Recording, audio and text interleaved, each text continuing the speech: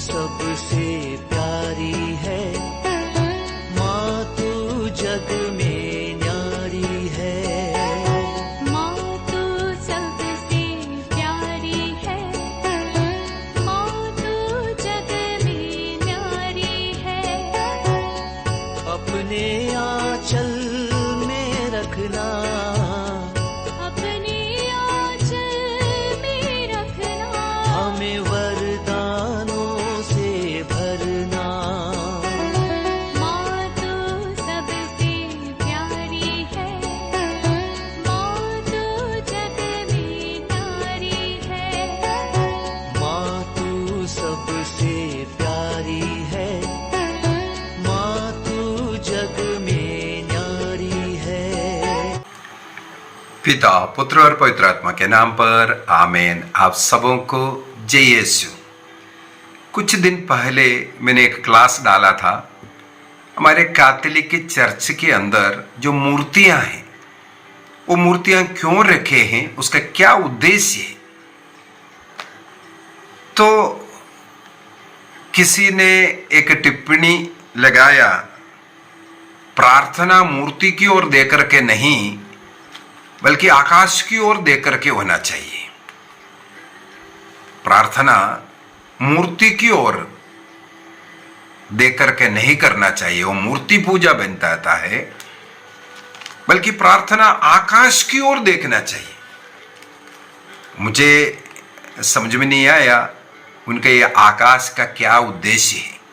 आकाश का मतलब क्या, सूर्य की ओर, चंद्र की ओर या नक्षत्र की ओर, या आकाश के लाखों करोड़ों ऐसा पिंड है, क्या उसकी ओर देखना है। शायद उनका मन में यह विचार आया होगा स्वर्ग की ओर। बहुत अच्छी बात है यदि उसी उद्देश्य से लिखा है तो, क्योंकि बाइबल के अंदर कई जगहों पर आकाश स्वर्ग का भी प्रतीक है। अगर स्वर्ग की ओर है तो ये स्वर्ग कहाँ है यदि मैं पूछूं, क्या उधर ऊपर है, फिर वो फंस जाएगा। छोड़िए, बाइबल के अंदर हमें कई ऐसा जगह मिलेगा, इवन ईसा मसीह भी आंखें ऊपर उठाए। क्या अर्थ है, इसको भी समझने की जरूरत है। आंखें ऊपर उठाना या हृदय को ऊपर उठाना, इसका क्या अर्थ है। ईश्वर कहाँ रहता है, सर्वशक्तिमान ईश्वर, सर्वव्यापी ईश्वर सब हम कहते हैं। उसके लिए आकाश की ओर आंखें उठाने की क्या जरूरत है। आंखें बंद कर करके प्रार्थना नहीं कर सकता। अपने हृदय में निवास करने वाले हैं तो अपने हृदय में देखना चाहिए। ये भी तो हो सकता है। यदि हम लोगों को तर्क करना है तो किसी में भी हम लोग पकड़ करके इस प्रकार तर्क कर सकता है। तो इसलिए सबसे पहले जरूरत है ईश्वर के विषय में सही ज्ञान लेना। प्रार्थना कैसा करना चाहिए, क्यों हाथ जोड़ते हैं, क्यों घुटना टेकते हैं, क्यों आंखें बंद करते हैं, क्यों आंखें खोलते हैं, क्यों मूर्तियां रखते हैं, क्यों तस्वीरें रखते हैं, क्यों मोमबत्तियां जलाते हैं, सबका अर्थ है, मतलब है। यदि उसको मूर्ति पूजा बनाएगा तो आप अगर मूर्ति, आपके लिए मूर्ति हो सकता है, लेकिन जो व्यक्ति उसके सामने हाथ जोड़ रहा है उसके लिए वो मूर्ति बनना जरूरी नहीं है। ये बात मैंने उस क्लास के अंदर भी बताया। हो सकता है कुछ लोगों का ये भी एक स्वभाव है, क्लास टाइटल केवल देखेगा और टिप्पणी लिखेगा। किसके विषय में क्या मैं उसके अंदर बता कर रख दिया, पूरा क्लास यदि ध्यान से नहीं सुनेगा, इस प्रकार का टिप्पणियां लिखेगा। इसलिए आज फिर से, क्योंकि जब तक आप लोग समझेंगे नहीं, इस प्रकार का मूर्खतापूर्वक बातें करना बंद नहीं करेगा। मेरा कर्तव्य है, क्योंकि प्रभु ने मुझे सिखाने के लिए चुना है और मेरा काम है बार बार इसको सिखाएं ताकि अपने मन के उस मैलापन को दूर कर दें। सबसे पहले जो मूर्ति है, यदि एक कैथोलिक व्यक्ति किसी मूर्ति के सामने आंख बंद करता है या हाथ जोड़ता है, वो मूर्ति जिसका है उसको वो अपने मन में लेके आता है।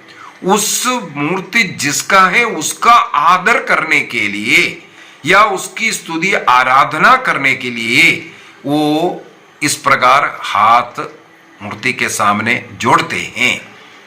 इसके लिए मैं कई बार बोल करके दिया, कैथोलिक कलीसिया का धर्म शिक्षा ग्रंथ कैटेकिज्म ऑफ कैथोलिक चर्च 2132 के अंदर 2132 के अंदर लिखा हुआ है, वो जो मूर्ति, वो जो तस्वीर, चाहे किसी का भी हो, चाहे ईसा मसीह का हो या किसी संत का हो, किसी का भी क्यों ना हो, यदि हम हाथ जोड़ रहा है उस मूर्ति की आराधना करने के लिए नहीं, बल्कि वो मूर्ति जिसका है उसको मन में लेके आने के लिए और उसको आदर देने के लिए एक तरीका है। फिर से बोलना है क्या? मैंने इसके लिए 3 लातीनी शब्द भी कई क्लासों में सिखाया, दूलिया, हाइपरदूलिया और लात्रिया। दूलिया माने आदर करना, रेस्पेक्ट करना, रेवरेंस, वो अडोरेशन नहीं है।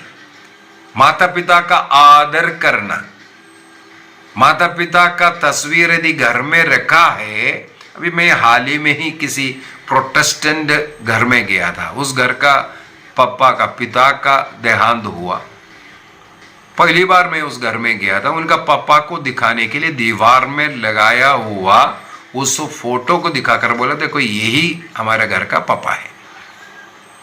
मैं उस व्यक्ति को जीवन में कभी देखा नहीं, पहली बार उनके घर गया। उस घर में वो पापा को मुझे दिखाने के लिए उन्होंने वो तस्वीर दिखाई, उसके द्वारा वो तस्वीर देख करके मुझे समझ में, हाँ ये शक्ल का था, अच्छा उसी शक्ल में आप बेटा भी है। इस प्रकार देखने के लिए वो सहायक है। क्या वो फोटो ये पेंतकोस्तल घर में, पेंतकोस्तल वाले का उस घर में रखा हुआ वो फोटो क्या उस पापा का आराधना करने के लिए नहीं है? उस पापा को देख करके उनका आदर करने के लिए यदि मैं उस पापा के फोटो के सामने हाथ जोड़ा, इसका मतलब मैं उनकी आराधना किया है। आदर, इसको बोलते हैं आदर। यदि मेरा प्रिय पापा का फोटो के सामने आप उसको देख करके, हाँ ये ब्रदर राजन का पापा है बोल करके हाथ जोड़ता है, वो एक तो पापा का आदर है प्लस मेरा भी आदर है। इसी प्रकार किसी घर में उनके माता पिता का तस्वीर है, वहां गया, या किसी का भी हाल ही में हम लोग इधर एक बेटी का मृत्यु हो रहा है, मृत्यु हुआ, एक्सीडेंट मृत्यु।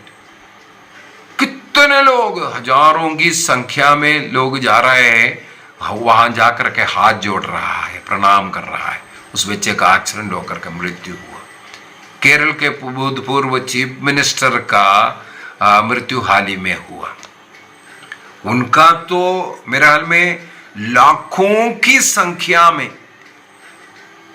2 दिन उनका ऐसा रेस्पेक्ट, और आज भी दफनाने के बाद उस सेमेट्री जाकर के लोग प्रार्थना कर रहे। कई लोग ये भी दावा कर रहा है चमत्कार हो रहा है करके। ये पूजा मूर्ति पूजा नहीं है। उस चीफ मिनिस्टर जीवित रहते वक्त गरीबों के साथ कितना अच्छा, जैसे नॉर्मल आदमी जैसे, और चर्च में जाकर के, हाँ मुख्यमंत्री, ये जब चीफ मिनिस्टर था तब का एक फोटो, जब आप उनका चर्च जाकर के जो एंट्रेंस सीढ़ी है उस सीढ़ी में बैठा, क्योंकि चर्च पूरा भरा हुआ लोग है, वो जो स्टेप है स्टेप में बैठा हुआ फोटो चीफ मिनिस्टर का। इतना विनम्र व्यक्ति था वो, जमीन पर रहने वाला व्यक्ति था। उनको मृत्यु के बाद लोग रेस्पेक्ट कर रहा है, सब लोग जा रहे हैं, बिशप लोग, हमारे कैथोलिक, वो एक्चुअली ऑर्थोडॉक्स कलीसिया का है, लेकिन हमारे बिशप लोग भी जा करके उनके कब्र में प्रार्थना कर रहा है। ये आदर देने का तरीका है, इसको रेस्पेक्ट बोलता है, इसको अडोरेशन नहीं बोलता है।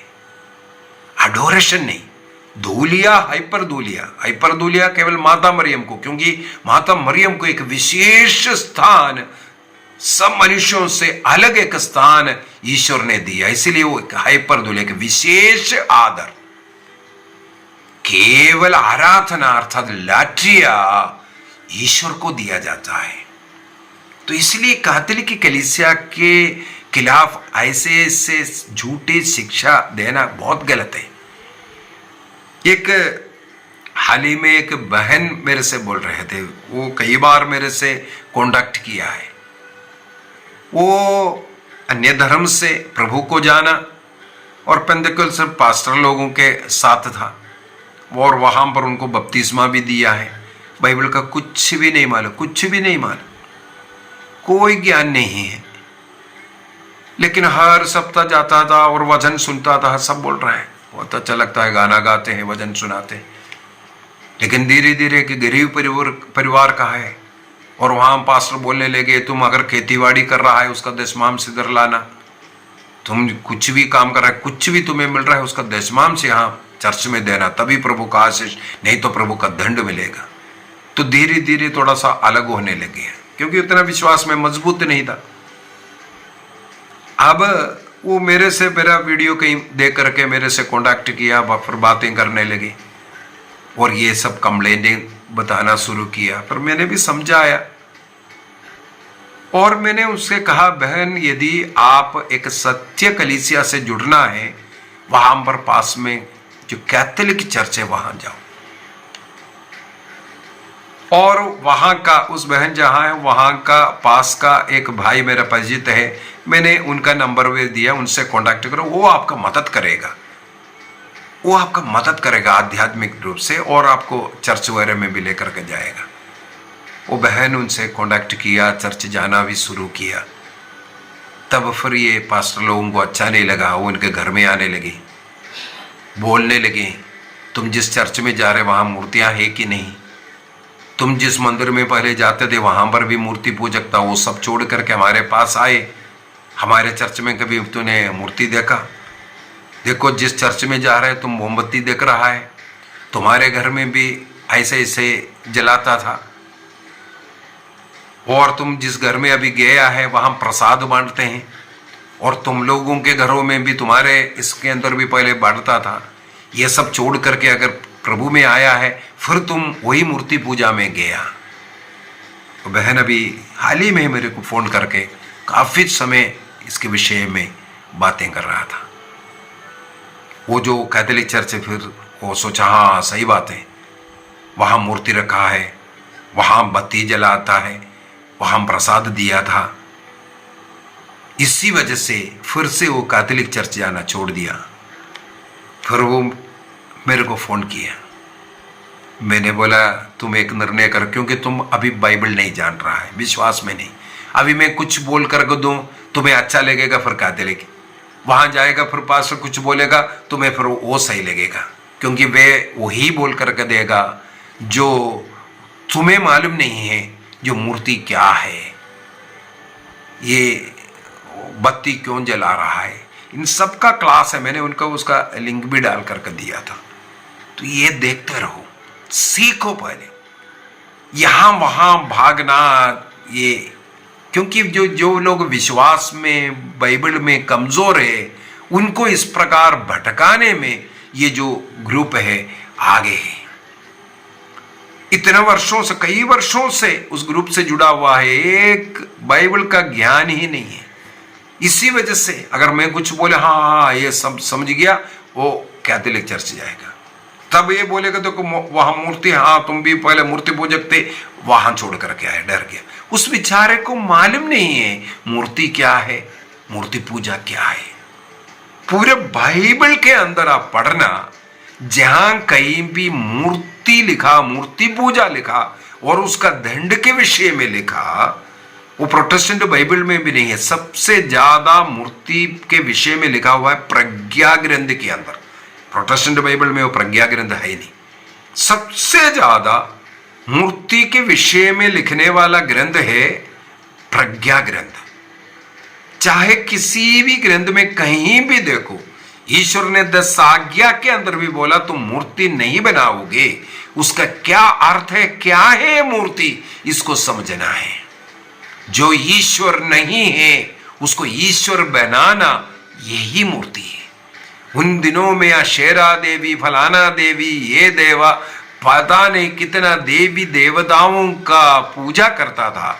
इस्राएल के सर्वशक्तिमान ईश्वर को छोड़कर इस्राएली लोग जब अन्य ऐसे देवी देवताओं का पूजा करने के लिए गया और पहाड़ी प्रदेशों में उनका मंदिर बनाने लगे, तब प्रभु उसके विरुद्ध में ये सब बताया है।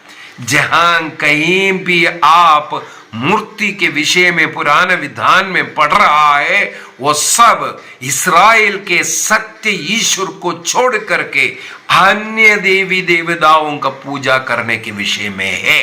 उसका मूर्ति, जो ईश्वर नहीं है उसका मूर्ति नहीं बनाओ। डिट्रोनॉमी चैप्टर 4:15 में, इसलिए मैं कई बार सिखाया है, ईश्वर ने मूसा से कहा तुमने ईश्वर का रूप नहीं देखा, इसलिए तुम ईश्वर का रूप नहीं बनाओगे। निर्गमन ग्रंथ अध्याय 20 वाक्य 1 से आगे 5 तक जो वचनों में जो लिखा हुआ, एकमात्र ईश्वर, इस्राएल का वो ईश्वर एक ही ईश्वर है। उस ईश्वर को तुम देखा नहीं, इसलिए कोई मूर्ति नहीं बनाना, देवा मूर्ति, ईश्वर का मूर्ति। लेकिन इसके बाद तुरंत हम लोग पढ़ते हैं अध्याय 25 के अंदर मूर्ति बनाओ बोल करके। अध्याय 31 के अंदर मूर्तिकार को प्रभु ने आशीष दिया। गणना ग्रंथ के अंदर हम लोग 21 के अंदर पढ़ते हैं सांब का मूर्ति बना दो करके बोला। जो ईश्वर ने मूर्ति नहीं बनाने के लिए बोलने वाला, ईश्वर ने केरीबों का मूर्ति बनाओ, सांब की मूर्ति बनाओ, यरूशलेम मंदिर में बछड़े का मूर्ति बनाओ। क्यों बछड़े का मूर्ति बना कर रखना? इस्राएली लोगों ने जिनको बना करके पाप किया, उस बछड़े का मूर्ति को यरूशलेम मंदिर में देख करके उन्हें याद आए, मेरे पूर्वजों ने इस मूर्ति को बना करके इसके दंडवत कर पाप किया, ये बताने के लिए मूर्ति बनाया। इसका मतलब वो मूर्ति कुछ संदेश देता है। कैथोलिक चर्च के अंदर भी चाहे कोई भी मूर्ति बना कर रखा है, वो अपने आप में एक संदेश देता है, उसकी पूजा करने के लिए नहीं।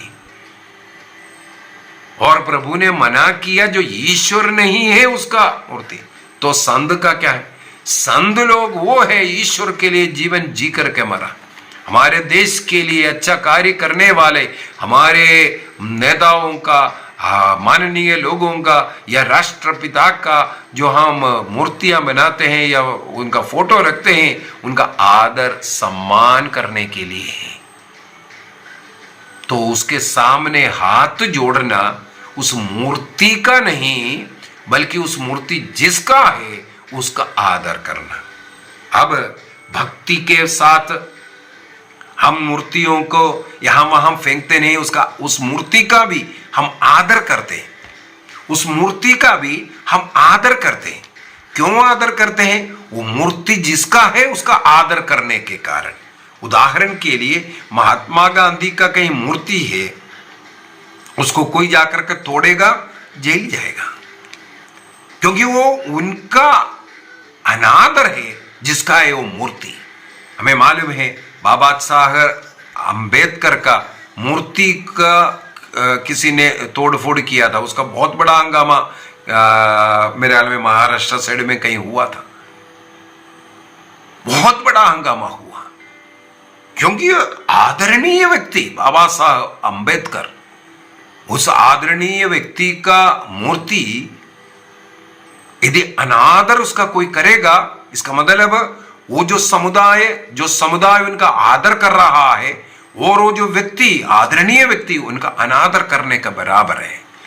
इसी प्रकार हम भी प्रभु का क्रूस हो या मूर्ति हो या संतों का मूर्ति हो या तस्वीर हो, उसको आदर के साथ हम उठाते हैं, आदर के साथ रखते हैं। हम अपने वेदी पर, हमारे घर में आदरपूर्वक रखता है, उसको देने वाला जो आदर रेवरन जो है वो इसलिए दे रहा है, हम उस तस्वीर किसका है उसका आदर दे रहा है। उस मूर्ति का आदर इसलिए है, वो मूर्ति जिसका है उसका आदर देने का। यह है कैथोलिक कलीसिया का धर्म शिक्षा ग्रंथ 2132 के अंदर हमें ये आराम से सिखाते हैं। एक और बात, संतों के विषय में कई लोग आपत्ति उठाता है, ईश्वर से प्यार करो, संतों से ईश्वर से प्रार्थना करो, संतों से प्रार्थना नहीं करना। जैसे अनेकों लोग मुझसे प्रार्थना मांगते हैं, हमारे व्हाट्सएप ग्रुप है उसके अंदर मुझे डेली कोई ना कोई प्रार्थना रिक्वेस्ट डाला हुआ मिलेगा। क्यों? आप तो डायरेक्ट ईश्वर से प्रार्थना करना चाहिए, क्यों दूसरों से प्रार्थना मांग रहे हैं? क्योंकि आप प्रार्थना इसलिए मांग रहा है, अन्य लोगों का प्रार्थना के द्वारा आप विश्वास कर रहे हैं आपको आशीष मिलेगा। आप बलहीन है, मैं कमजोर हूं, आप भी मेरे लिए प्रार्थना करो, ये अपने विनम्रता को दर्शाता है। घमंडी लोग सोचते हैं हम स्वयं प्रार्थना कर लेंगे, हमें किसी का प्रार्थना की जरूरत नहीं। ये अहंकारी है, ये घमंडी है। प्रार्थना में विनम्रता की जरूरत है। यदि किसी आदरणीय रेस्पेक्ट जो संत लोग हैं उनसे हम प्रार्थना मांग रहा है, इसी के अंदर ही हम अपने को विनम्र करता हुआ विनम्रता को दिखाता है। आपका प्रार्थना, आप अच्छे जीवन जिया हुआ व्यक्ति है, जैसे माता मरियम, ये संत लोग स्वर्ग में वो प्रभु के नजदीक है, करीब के लोग प्रार्थना करेगा। उदाहरण के लिए आपको कोई जरूरत है, पैसा है, जो भी अनुमति है पप्पा देता है, लेकिन बच्चे पप्पा के पास जाने की अपेक्षा किसके पास जाना पसंद करते हैं? मम्मी के पास जाना पसंद करते हैं।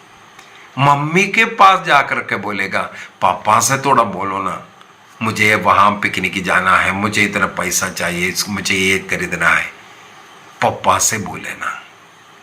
इसी प्रकार है, हम लोग यदि संतों से प्रार्थना मांग रहा है, मैं कल एक क्लास डालने वाला हूं, अभी आज ही मुझे पढ़ने के लिए मिला है, एक बहुत बड़ा चमत्कार हुआ। ये जो यूथ डे, जो वर्ल्ड यूथ डे जो लिस्बन में जो हुआ था, वो वहां पर बहुत बड़ा, वो कल के क्लास में मैं डालने वाला हूं। तो वहां पर भी हम देखते हैं माता मरियम का मध्यस्थता में प्रार्थना किया गया, बहुत बड़ा एक चमत्कार वहां सामने आए। तो ये हमारे विनम्रता, हम ईश्वर को आदर सम्मान कर रहा है, इसको दर्शाते हैं। हम संतों का प्रार्थना भी मांग रहा है, संतों की आराधना नहीं कर रहा है, हमारी प्रार्थना संतों को नहीं अर्पित कर रहा है, केवल संतों से यही बोल रहा है आप हमारे लिए प्रार्थना करो। प्रणाम मरिया प्रार्थना बाइबल के वचन को बोल करके जो प्रणाम दे रहा है, जो स्वर्गदूत ने बोला, जो पवित्र आत्मा ने बताया, उस बात को बताने के बाद उस मां से कहते हैं हमारे लिए प्रार्थना करो ना मां। इसमें क्या गलती है? और बाइबल के अंदर भी इस प्रकार का अनेकों उदाहरण हमें मिलेगा। प्रभु यीशु मसीह स्वयं अपने शिष्यों की बात माना। जब एक महिला उनके पीछे पीछे जाकर के मांग रहे थे मेरे बेटी को ठीक कर दो, प्रभु चुपचाप चल रहा था, हम देख रहे हैं। तब शिष्यों ने बोला, तब प्रभु ने उसका जो बेटी को है चंगा कर रहा है। शिष्यों की प्रार्थना सुनकर, उसकी प्रार्थना नहीं, शिष्यों की प्रार्थना। इसका ये मतलब नहीं है यीशु प्रार्थना नहीं सुना है, प्रार्थना करने की भी जरूरत नहीं। तरस का करना, इनकी विधवा यीशु मसीह के पास नहीं आए, बल्कि उनका रोना, और लोगों ने कहा इकलौता बेटा था, दया आया उस लड़के को जो मरा हुआ था, उसको जी उठा। तो जीवन दान देने के लिए उस मां ने कभी रोया नहीं, कोई आग्रह नहीं किया, फिर भी यीशु ने किया, यीशु करेगा। लेकिन ये भी एक तरीका है जो जिनका प्रार्थना और शक्तिशाली है, जो और करीब है उनसे सहायता मांगना। इसलिए ये भी बोलना बहुत गलत है, संतों का तस्वीर के सामने या मूर्ति के सामने हाथ जोड़ रहा है, गलत है। उनकी मूर्ति का आराधना नहीं कर रहा है या उन संतों का आराधना नहीं कर रहा है, बल्कि उनका आदर कर रहा है और उनसे विनती कर रहा है। मेरे विचार में आपको समझ में आया तो मूर्ति के सामने यदि हाथ जोड़ करके प्रार्थना करना, उसमें कोई गलती नहीं है। यदि आप मूर्ति नहीं है तब भी किसी दरवाजे, किसी मनुष्य के सामने या किसी जैसे आकाश की ओर उठाना, वहां पर भी हम बोल सकते हैं नक्षत्र है, सूर्य को देख करके आप प्रार्थना कर रहे हैं, कुछ भी हम इस प्रकार टिप्पणी लगा सकता है। ये सब गलत टिप्पणियां हैं। आंखें बंद करेंगे, प्रभु को धन्यवाद दें। प्रभु एकमात्र ईश्वर है। कैथोलिक कलीसिया मूर्ति पूजा करना पहली आज्ञा का उल्लंघन और आत्ममारू पाप मानते हैं, सिखाते हैं। कैथोलिक कलीसिया ये सिखाते हैं पहली आज्ञा का उल्लंघन है मूर्ति पूजा, और जो मूर्ति पूजक स्वर्ग नहीं जाएगा।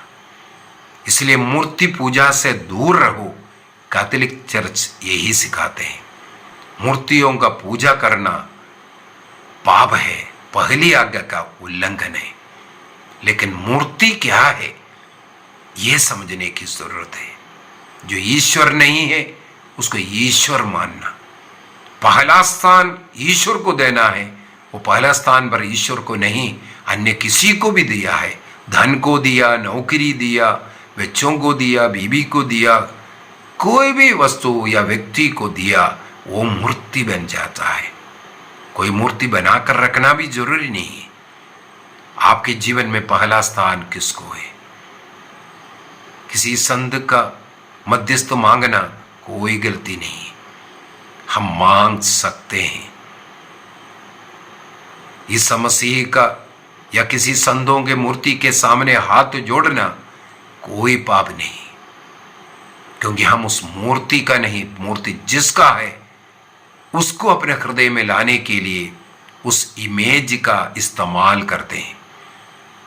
प्रार्थना का, भक्ति का एक माहौल और मूर्ति बनाकर देता है, और अपने हृदय में, मन में उस प्रभु को लाने में वो मूर्ति हमारा मदद करता है। प्रभु को धन्यवाद दे। पिता, पुत्र और पवित्र आत्मा के नाम पर आमीन। आप सबों को जय यीशु।